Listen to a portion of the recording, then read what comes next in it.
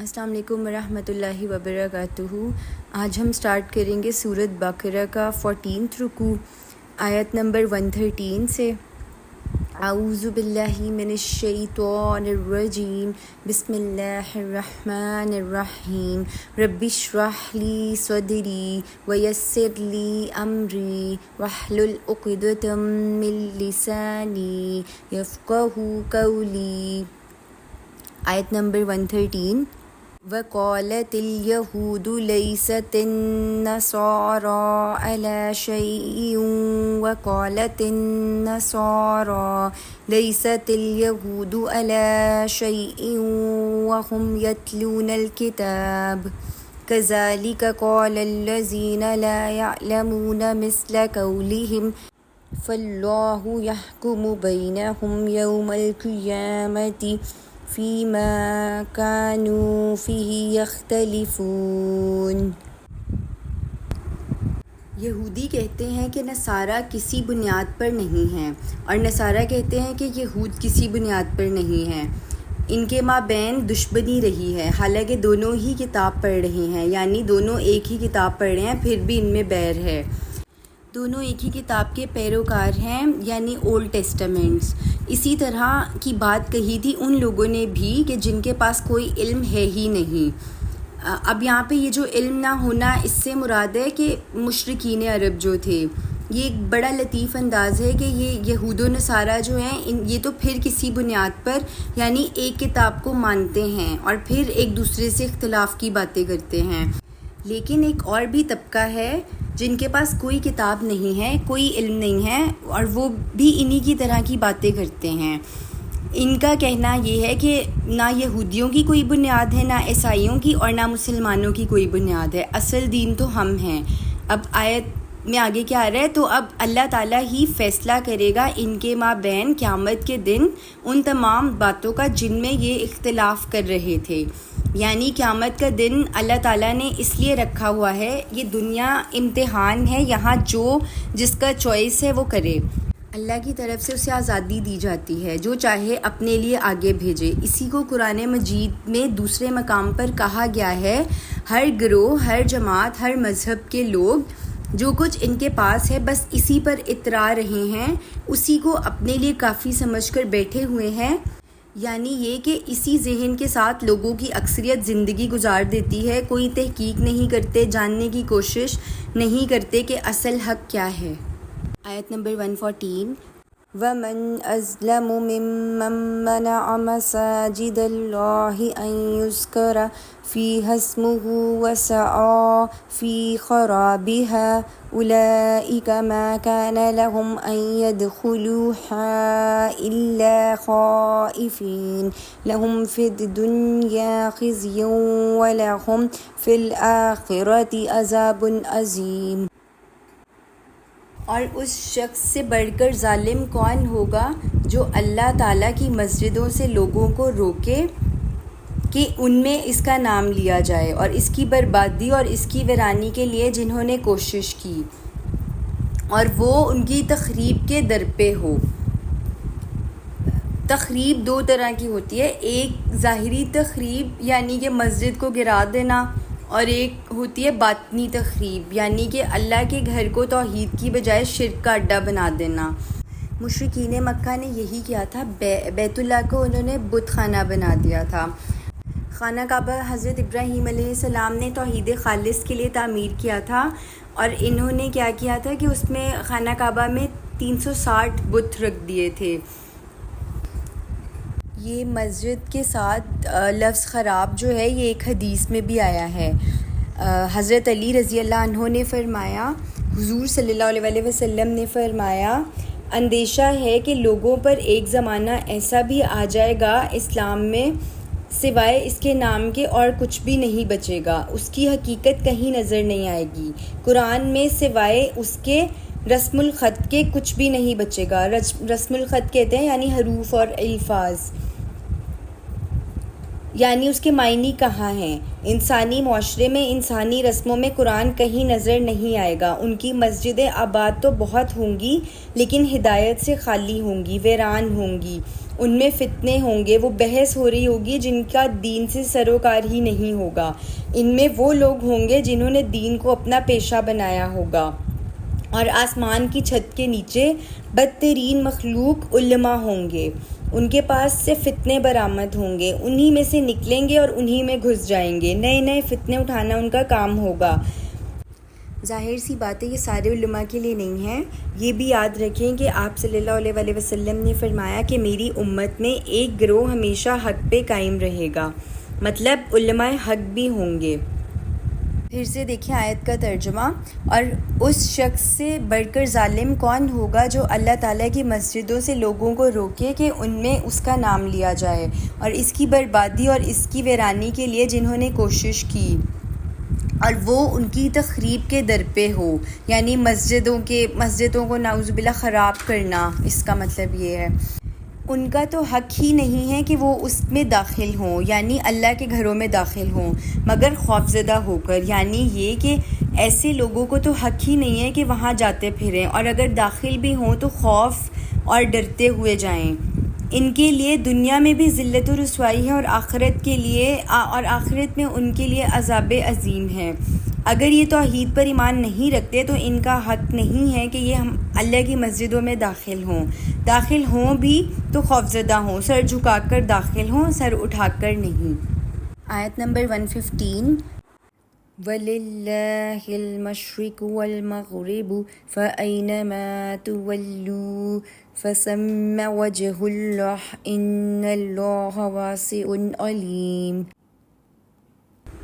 اس آیت میں تحویل قبلہ کی بات شروع ہو رہی ہے، یعنی کہ تمہید باندھی جا رہی ہے تحویل قبلہ کی، اور مشرق اور مغرب سب اللہ کے ہیں، یعنی اللہ تعالیٰ ہر سمت موجود ہے۔ یہ جو مشرق اور مغرب کی سمت پیدا کی جاتی ہے تو یہ یکسانیت پیدا کرنے کے لیے کی جا رہی ہے، یعنی یہ ایک انتظامی معاملہ ہے۔ آیت دیکھیں، اور مشرق اور مغرب سب اللہ کے ہیں، پس جدھر بھی تم رخ کرو گے ادھر ہی اللہ کا رخ ہے، یقیناً اللہ بہت وسعت والا، سب کچھ جاننے والا ہے۔ وسعت والا کا مطلب یعنی اللہ کسی بھی سمت میں محدود نہیں ہے، وہ بہت وسعت والا ہے اور ہر شے کا جاننے والا ہے۔ آیت نمبر 116، وَقَالُوا اتَّخَذَ اللَّهُ وَلَدًا سُبْحَانَهُ بَل لَّهُ مَا فِي السَّمَاوَاتِ وَالْأَرْضِ كُلٌّ لَّهُ قَانِتُونَ۔ اور ان میں وہ بھی ہیں جن کا قول ہے کہ اللہ نے کسی کو بیٹا بنایا ہے، وہ تو ان باتوں سے پاک ہے۔ اب یہاں پہ پھر اہل مکہ کی طرف اشارہ ہو رہا ہے جن کا یہ کہنا تھا کہ اللہ نے اپنے لیے اولاد اختیار کی ہے۔ وہ کہتے تھے کہ فرشتے اللہ کی بیٹیاں ہیں، اور نصارہ کہتے تھے کہ حضرت مسیح علیہ السلام اللہ کے بیٹے ہیں، اور یہودیوں کا بھی ایک گروہ ایسا تھا جو حضرت عزیر علیہ السلام کو اللہ کا بیٹا کہتا تھا، سارے نہیں، ایک ان کا کوئی ایسا گروہ تھا اسپیسیفک۔ آگے آیت میں ہے، بلکہ آسمانوں اور زمین میں جو کچھ ہے اسی کی ملکیت ہے، یعنی ہم سب مخلوق ہیں اور ہمارا سب کا خالق اور مالک صرف اللہ ہے۔ آیت میں آگے آ رہا ہے، سب کے سب اسی کے مطیع فرمان ہیں، یعنی بڑے سے بڑا رسول ہو یا بڑے سے بڑا ولی یا بڑے سے بڑا فرشتہ، یہ سب جو ہیں وہ اللہ کے حکم کے ہی پابند ہیں۔ اللہ تو ہمیشہ رہنے والا ہے۔ سورۃ مریم میں ہے، رحمان کی شایان شان ہی نہیں ہے کہ وہ کسی کو اپنی اولاد بنائے، وہ پاک ہے، بلکہ حقیقت تو یہ ہے کہ آسمانوں اور زمین میں جو کچھ ہے اسی کا ہے، اسی کی ملکیت ہے۔ یعنی آپ اولاد جو ہے، اولاد کو بھی آپ اپنی ملکیت نہیں کہہ سکتے۔ جب وہ جوان ہو جاتی ہے تو ہر ایک کی اپنی پرسنالٹی ہوتی ہے اور ہر ایک کا الگ پوائنٹ آف ویو ہوتا ہے، تو وہ بھی کسی کی ملکیت نہیں ہوتی۔ اور بہت خوش نصیب بھی لوگ ہوتے ہیں جن کی اولاد فرما بردار ہوتی ہے لیکن نافرمان بھی ہوتی ہے، لیکن یہ اگزامپل ہے کہ اولاد بھی کسی کی ملکیت نہیں ہوتی، جبکہ زمین اور آسمان میں جو کچھ بھی ہے وہ سب اللہ کی ملکیت ہیں اور سب کے سب اسی کے فرما بردار ہیں۔ آیت نمبر 117، بدیع السماوات والارض واذا قضى امرا فانما يقول له كن فيكون۔ یہ بہت امپورٹنٹ ہے سمجھنا. یہاں بدیو کا ورڈ یوز ہوا ہے. اس کا مطلب ہے عدم محض سے وجود میں لانا کسی شے کو، جس کو ہم انگلش میں کہتے ہیں کریشن ایکس نیہیلو، یعنی Allah created the universe from absolute nothingness. Allah alone can bring something into existence without needing any prior material. اور سمپلیفائی کریں تو مطلب بغیر شے کے کوئی چیز بنانا، اس کو کہتے ہیں بدیو. یعنی اللہ کی صفت بتائی جا رہی ہے کہ آسمان اور زمین کا پیدا کرنے والا عدم محض سے، یعنی اللہ تعالیٰ نے بالکل نیا آسمان اور زمین کو پیدا کیا ہے. جیسے کہ میں آپ کو اگزامپل دیتی ہوں، جیسے کہ آپ سمجھے کہ بڑھئی جو ہے اس نے لکڑی سے کرسی بنائی، کمہار نے مٹی سے گڑھا بنایا. تو یہ مٹی سے اس نے بنایا اور اس نے لکڑی سے بنایا، یعنی کہ لکڑی اور مٹی پہلے سے موجود تھی. یہاں پر خلق اور بدی، ابداع، یعنی ابداع اس کا وہ ہے پلورل، ان میں ڈفرینس ہے، وہ میں آپ کو بتاتی ہوں. بدی کا مطلب ہے بغیر شے کے کوئی چیز بنانا، یعنی عدم محض سے پیدا کرنا. اور خلق کا مطلب ہے کسی شے سے دوسری شے بنانا. جیسے اللہ تعالیٰ نے ہمیں مٹی سے بنایا ہے، مٹی سے انسان بنانا. پھر جنات کو بنایا آگ کی لپٹ سے، یعنی لو سے. ایک تو آگ کا لیومینس حصہ ہوتا ہے نا، اور ایک ہوتا ہے انویزیبل جو نظر نہیں آتا، اس سے تخلیق کیا جنات کو. پھر ایک آتا ہے تدبیر میں یہ ہوتا ہے کہ ابداع اور خلق، ان دونوں کے بعد، یعنی بدیع اور خلق کے بعد تدبیر ہے. اب جو چیزیں خلق اور ابداع سے آئی ہیں ان سب میں الٹ پھیر ہو رہا ہے، کسی کو آگے کسی کو پیچھے. یہ اللہ کی تدبیر ہے. قرآن مجید کے 2 مقامات سے معلوم ہوتا ہے کہ ہمارے انسانی 1000 سال کی تدبیر اللہ کے ہاں طے پا جاتی ہے، یعنی اللہ کی حکمت اس 1000 برس کے لیے معین ہو چکی ہوتی ہے. جیسے کہ ہمارا کوئی 5 سالہ منصوبہ ہوتا ہے نا، 7 سالہ منصوبہ ہوتا ہے، اسی طرح اللہ تعالیٰ کی کائناتی جو بھی تدبیر ہے، اس کی جو پلاننگ ہے وہ 1000 سال کی اللہ کی حکمت خصوصی سے طے پا جاتی ہے. اب آیت میں کیا ہے، وہ آسمان اور زمین کو پیدا کرنے والا ہے عدم محض سے، اور جب وہ کسی معاملے کا فیصلہ کر لیتا ہے تو اس سے بس یہی کہتا ہے کہ ہو جا، اور وہ ہو جاتا ہے. یہ ہو جا اور ہو جاتا ہے، اس کو کہتے ہیں تکوین. اور یہ تکوین اور ابداع میں کوئی ٹائم ایلیمنٹ شامل نہیں ہوگا، اور جبکہ خلق میں ہمیشہ ٹائم ایلیمنٹ ہوگا. دونوں کے فرق نوٹ کر لیں. یعنی آسمان اور زمین اللہ تعالیٰ نے پیدا کیے ہیں 6 دنوں میں. اسی طرح انسان کا خلق، یعنی آپ جو بھی سمجھیں کہ میوٹیشن یا ایولیوشن جو بھی ہے، لیکن ہے یہ اس میں ٹائم لگا ہے. اور اسی طرح جب ایک بچہ پرورش پاتا ہے تو وہ بھی اس میں بھی 9 مہینے لگتے ہیں، یعنی کہ یہ ایک مدت ہے، ایک ٹائم ایلیمنٹ ہے. آم کا درخت ہے، اسے بھی کچھ وقت چاہیے کہ گٹھلی سے لے کر درخت بننا، اور اس میں ٹائم لگے گا. لیکن اللہ تعالیٰ کی قدرت اپنی جگہ پر موجود ہے، جب چاہے کسی کام کو کر دے، پھر وہ تکوین ہوگی. یا یہ کہ عالم اسباب میں سے کسی جگہ پر اللہ کا امر کن آ جائے. اس میں آپ سمجھیں کہ حضرت مسیح علیہ السلام کو خاص طور پر کلمۃ اللہ کیوں کہا گیا، اس لیے کہ ان کی تخلیق میں ایک خاص ایلیمنٹ جو باپ کا حصہ ہونا چاہیے تھا، اس کی جگہ اللہ کے امر کن نے اس کو سبسٹیٹیوٹ کیا ہے، اس لیے وہ خاص کلمہ ہو گئے اللہ کا. جیسے آیا ہے قرآن میں، ایک خاص کلمہ ہے اللہ کا کہ جو اس نے عطا فرمایا مریم کی طرف. آیت نمبر 118.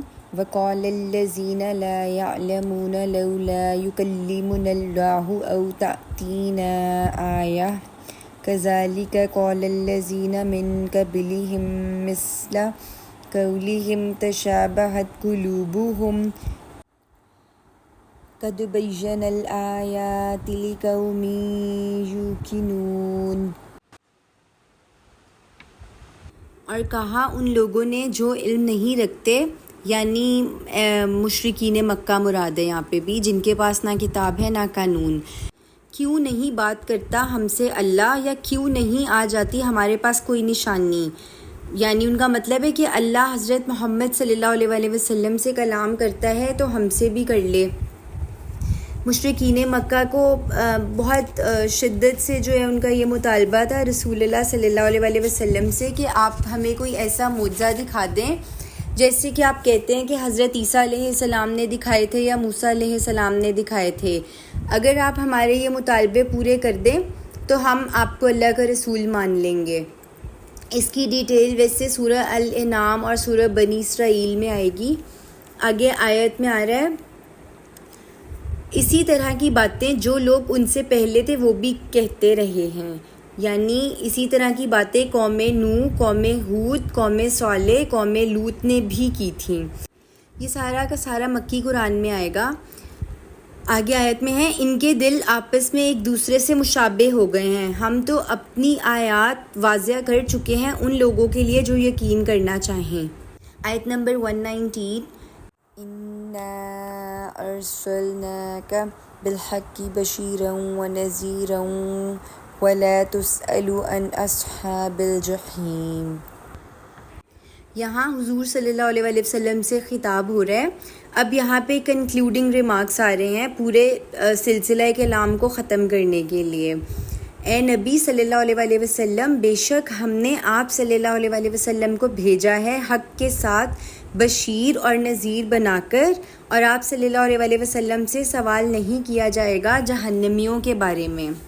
یعنی آپ صلی اللہ علیہ وسلم کی بنیادی حیثیت یہ ہے کہ آپ صلی اللہ علیہ وسلم اہل حق کو جنت اور اس کی تمام تر نعمتوں کی بشارت دیں، اور جو غلط راستے پر چل پڑے اور کفر کریں یا منافقت میں مبتلا ہوں، بدعملی کریں، ان کو آپ صلی اللہ علیہ وسلم خبردار کریں کہ ان کے لیے جہنم تیار کی گئی ہے. اور آپ صلی اللہ علیہ وسلم کا کام جو ہے وہ دعوت، ابلاغ اور تبلیغ ہے.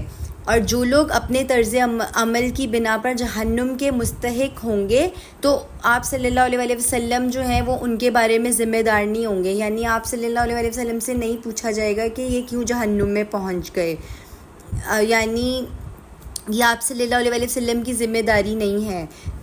کون جنت میں جانا چاہتا ہے اور کون جہنم میں، یہ انسان کا اپنا فیصلہ ہوتا ہے. آپ صلی اللہ علیہ وسلم کا کام صرف حق کو واضح کر دینا ہے کہ اس کی وضاحت جو ہے اس میں کوئی کمی نہ رہ جائے، کوئی اشتباہ باقی نہ رہے. بس یہ ذمہ داری آپ صلی اللہ علیہ وسلم کی ہے. رسول اللہ صلی اللہ علیہ وسلم چاہتے تھے کہ کسی طرح جو علماء یہود ہیں نا وہ ایمان لے آئیں اور جہنم کا ایندھن نہ بنے. اور آپ صلی اللہ علیہ وسلم نے کافی دعائیں بھی مانگی ہوں گی ان کے لیے. جیسے مکی دور میں آپ صلی اللہ علیہ وسلم دعائیں مانگا کرتے تھے کہ اے اللہ، عمر بن حشام یا عمر بن خطاب میں سے کسی ایک کو تو میری جھولی میں ڈال دے اور اس کے ذریعے اسلام کو قوت عطا فرما. آیت نمبر 120 وَلَن تَرْضَىٰ عَنْكَ الْيَهُودُ وَلَا النَّصَارَىٰ حَتَّىٰ تَتَّبِعَ مِلَّتَهُمْ قُلْ إِنَّ هُدَى اللَّهِ هُوَ الْهُدَىٰ وَلَئِنِ اتَّبَعْتَ أَهْوَاءَهُمْ بَعْدَ الَّذِي جَاءَكَ مِنَ الْعِلْمِ مَا لَكَ مِنَ اللَّهِ مِن وَلِيٍّ وَلَا نَصِيرٍ. اور اے نبی صلی اللہ علیہ وسلم ہرگز راضی نہ ہوں گے آپ صلی اللہ علیہ وسلم سے یہ یہودی اور نصرانی جب تک کہ آپ صلی اللہ علیہ وسلم پیروی نہ کریں ان کی ملت کی. یعنی اللہ نے اتنی ذمہ داری نہیں ڈالی کہ بائے حق اور بائے کرک دین کو غالب کر کے چھوڑنا ہے. یہ سب فتنے اس لیے پیدا ہوتے ہیں کہ جو ذمہ داری اللہ نے ڈالی نہیں ہے وہ اپنے اوپر زبردستی لینا. آیت میں کیا ہے؟ کہہ دیجئے ہدایت تو بس اللہ ہی کی ہدایت ہے، وہ ہدایت ہے جو قرآن کی شکل میں آئی ہے. اور اے نبی صلی اللہ علیہ وسلم، اگر آپ صلی اللہ علیہ وسلم نے ان کی خواہشات کی پیروی کی اس علم کے بعد جو آپ صلی اللہ علیہ وسلم کے پاس آ چکا ہے، تو نہیں ہوگا اللہ کے مقابلے میں آپ صلی اللہ علیہ وسلم کے لیے کوئی مددگار اور نہ حمایتی.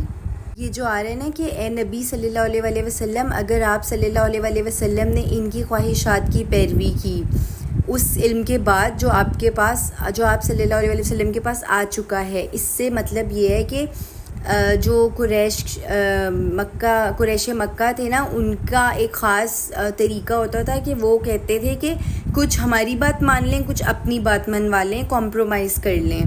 تو یہ اس طرف اشارہ کیا جا رہا ہے کہ اللہ تعالیٰ کو جو ہے یہ طرز عمل قابل قبول اللہ کے ہاں نہیں ہوگا، یعنی اللہ کا جو قانون ہے وہ تبدیل نہیں ہوگا، اللہ کی سنت جو ہے وہ ویسی ہی ہے جو ہر قوم کے ساتھ ہے، وہی معاملہ ہے اللہ تعالیٰ کا۔ جیسے سورۃ فاطر میں ہے، بس تم اللہ کے طریقے میں ہرگز کوئی تبدیلی نہ پاؤ گے اور تم اللہ کے طریقے کو ہرگز ٹلتا ہوا نہیں پاؤ گے۔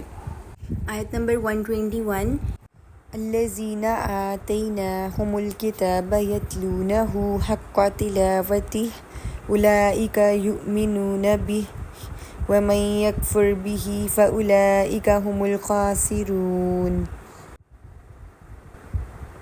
وہ لوگ جنہیں ہم نے کتاب دی ہے وہ اس کی تلاوت کرتے ہیں جیسا کہ اس کی تلاوت کا حق ہے، وہی ہیں جو اس پر ایمان رکھتے ہیں، اور جو اس کا کفر کرے گا تو وہی لوگ ہیں خسارے میں رہنے والے۔ اس آیت کو سمجھ لیں، اس آیت میں ہے وہی ہیں جو اس پر ایمان رکھتے ہیں۔ اب ایک ہے دعویٰ ایمان اور ایک ہے حقیقت ایمان۔ دعویٰ ایمان اپنی جگہ پر ہے، حقیقتاً مومن وہی ہے کہ جو کتاب الہی کا حق تلاوت ادا کرتا ہو۔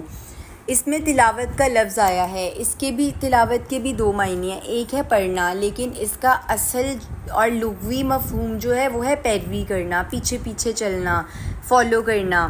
تلاوت کا لفظ خاص ہے، یہ صرف اللہ کی کتاب پڑھنے کے لیے استعمال ہوتا ہے، یعنی جیسے آسمانی کتابوں کو پڑھنا یہ تلاوت ہے۔ سورۃ ہود آیت نمبر 17 میں ہے، تو بھلا وہ شخص جو پہلے سے بھی اپنے رب کی طرف سے بینہ پر ہے، اس کی فطرت سلیم ہے، عقل سلیم ہے، وہ عقل سلیم اور فطرت سلیم سے حقیقت ایمان تک پہنچ چکا ہے۔ قرآن مجید میں حضرت لقمان علیہ السلام اس کی نمایاں مثال ہیں۔ حضرت لقمان نہ تو نبی تھے اور نہ ہی ان پر کوئی وحی آئی تھی، وحی کے ذریعے بھی ان کو یعنی ہدایت نہیں پہنچی تھی۔ اللہ کی معرفت اور توحید تک جو رسائی ہوئی وہ ان کی اپنی عقل اور فطرت کی رہنمائی سے ہوئی۔ وہ اپنی فطرت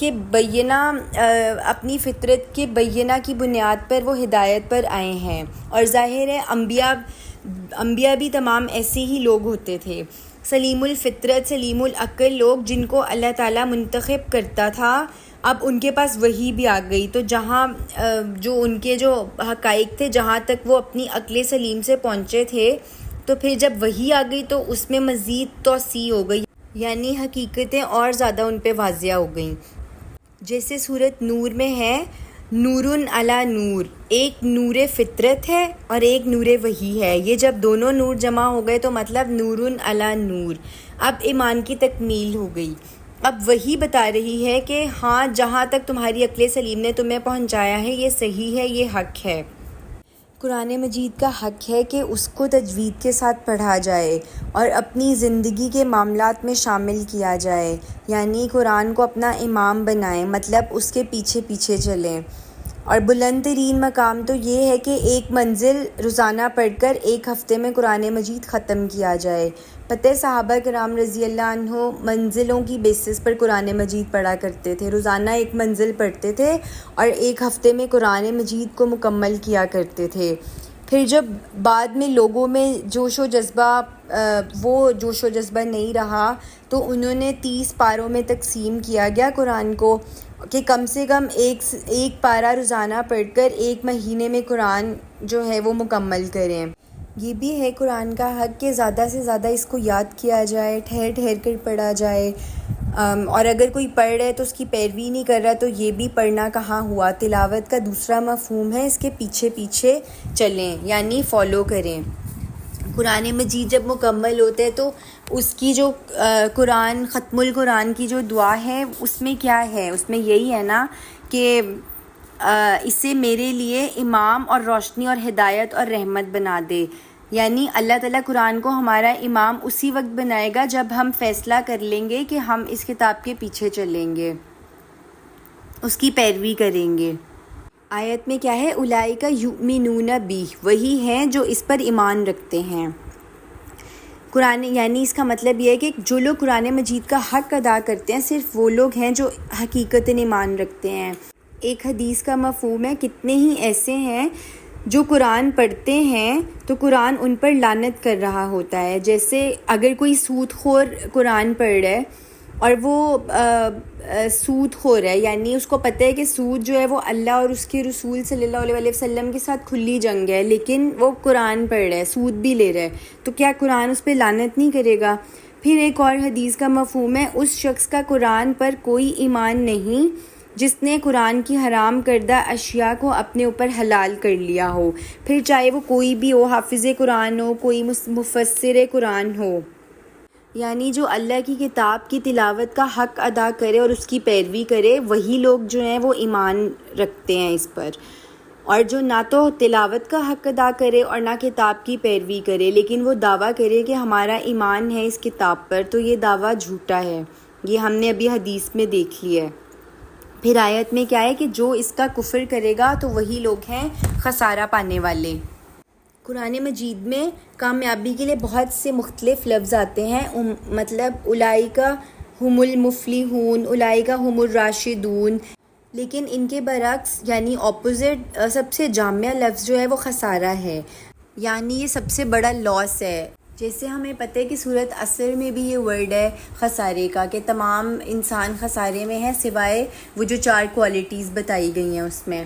ایک ایمان لائیں، دوسرا نیک عمل کریں، تیسرا ایک دوسرے کو حق بات کہیں، اور چوتھا تھا ایک دوسرے کو صبر کی تلقین کریں. اس کے علاوہ تمام لوگ جو ہیں وہ خسارے میں ہیں. یہ بنی اسرائیل سے خطاب کی آخری آیت تھی. ابھی اس رکوع میں 2 آیتیں اور بھی رہتی ہیں، لیکن وہ وہی ہیں جن کو ہم 6 رکوع میں جو ہے نا وہ پڑھ چکے ہیں، یعنی 6 رکوع کا جہاں سے آغاز ہوا تھا. ایک آیت نمبر 122 تو بالکل وہی والی ہے. 123 میں تھوڑی بہت آگے پیچھے ورڈز ہوئے ہوئے ہیں، بٹ آیت وہی ہے، بٹ ورڈز تھوڑے آگے پیچھے ہوئے ہوئے ہیں. تو بنی اسرائیل سے خطاب جو ہے وہ اس آیت پہ ہو گیا کمپلیٹ.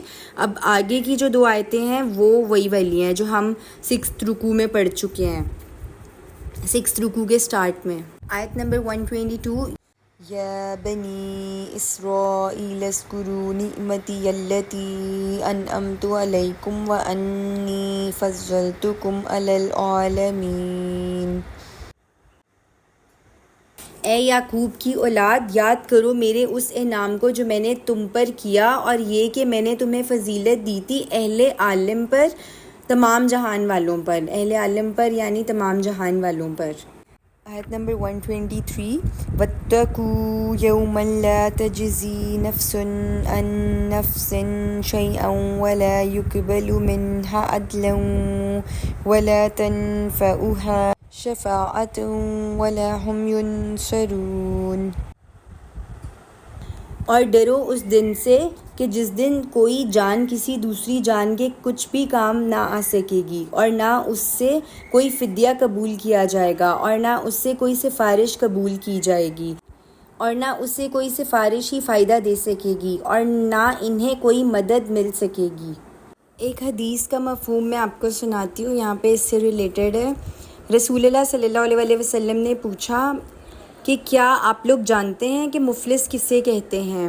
سب نے جواب دیا، اے حضور صلی اللہ علیہ وسلم، ہمارے نزدیک تو مفلس وہی ہے جس کے پاس روپیہ پیسہ نہیں. آپ صلی اللہ علیہ وسلم نے فرمایا، نہیں، میری امت کا مفلس وہ ہوگا جو قیامت میں جب حاضر ہوگا تو بہت نمازیں لے کر آئے گا، روزے لے کر آئے گا، اور بہت سی عبادات لے کر آئے گا.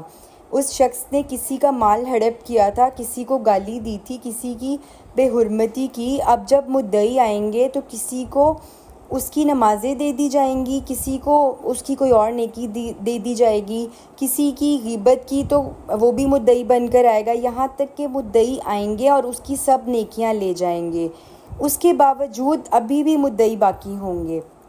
تو اب ریورس گیئر لگے گا، ان کے گناہ اس کے کھاتے میں ڈلنا شروع ہوں گے، یہاں تک کہ وہ دوسروں کے گناہ کے بوجھ تلے دب کر جہنم میں جھونک دیا جائے گا. یہ سب بین الانسانی معاملے ہیں، یعنی یہ سب لازماً ہوگا اس کا حساب کتاب، اور وہ بھی نیکی اور گناہوں کی بیسس پر ہوگا، کیونکہ وہاں پر اور کوئی کرنسی نہیں ہوگی، یہی ہوں گے گناہ اور نیکیاں. جو بھی آپ کے اعمال میں ہوگا۔ جہاں تک اللہ تعالیٰ کا معاملہ ہے تو وہ بڑی رحمت اور شفقت والا ہے، وہ اپنے معاملے میں معاف کر دے گا اگر شرک نہیں ہے تو، لیکن شرک والے کو اللہ کبھی نہیں بخشے گا۔ اس کے علاوہ جو کوئی بھی کم ہمت ہے، کم تر گناہ ہیں تو وہ اللہ معاف کر دے گا۔ جی تو ہمارا 14 رکوع کمپلیٹ ہو گیا۔ 15ویں رکوع کی پہلی 2 آیتیں ہیں، وہاں تک بنی اسرائیل کے ساتھ ہمارا خطاب ہے۔ 15 رکوع سے تحویل قبلہ سٹارٹ ہو رہا ہے، وہ انشاءاللہ نیکسٹ آڈیو میں دیکھتے ہیں۔ بارک اللہ فیکم۔